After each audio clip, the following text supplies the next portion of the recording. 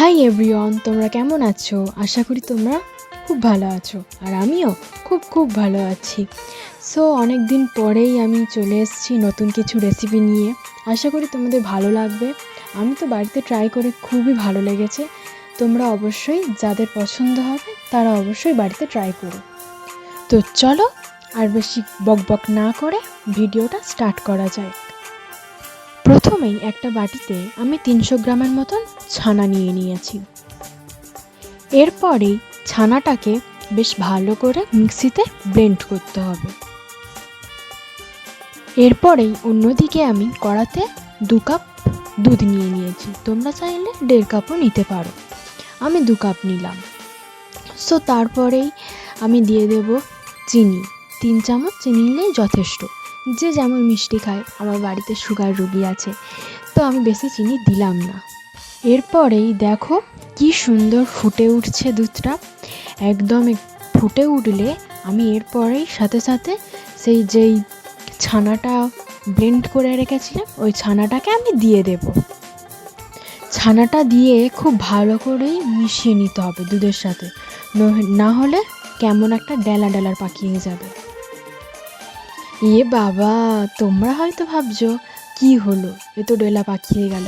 কিন্তু না, প্রথমে এইরকম দিলে একটু এমন হবে, তারপরে কিন্তু খুব ভালো হয়ে মিশে যাবে। চিন্তার কিছু কারণ নেই। খুব ভালো হয়ে ঘন হয়ে ফুটে এলেই আমি সাথে সাথে দিয়ে দেব 1 চামচের মতো ঘি।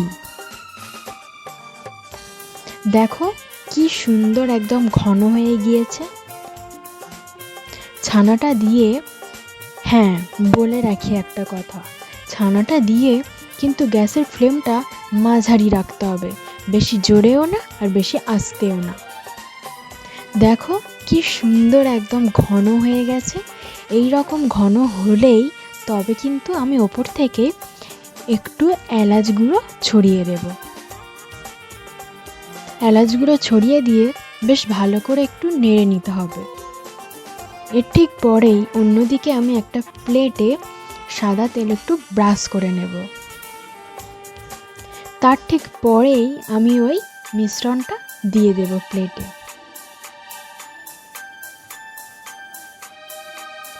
এরপরে তোমাদের হাতের সাহায্যে এই মিশ্রণটাকে গোল শেপ দিয়ে রাউন্ড করে নেব। তোমরা চাইলে চৌকো শেপ দিতে পারো, আমি আর দিইনি, আমি গোল শেপ দিয়েছি। এরপরে বাড়িতে ড্রাই ফ্রুট থাকলে কিছু ছড়িয়ে দিও। আমি ওপর থেকে কিছু আমন্ড বাদাম ছড়িয়ে দিয়েছি। দেখো কি সুন্দর লাগছে,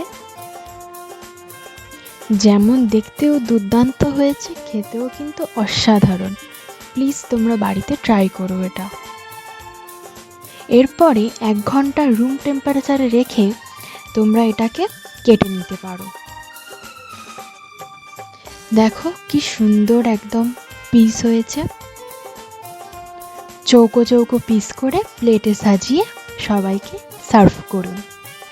একদম সহজ সরল সাধারণ রেসিপি, তোমরা অবশ্যই বাড়িতে ট্রাই করো। খেতে কিন্তু দুর্দান্ত হয়েছে।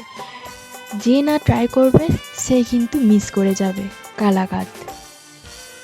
রেসিপিটা ভালো লাগলে অবশ্যই লাইক, কমেন্ট অ্যান্ড শেয়ার করে দেবে। আজ এই পর্যন্ত, টাটা।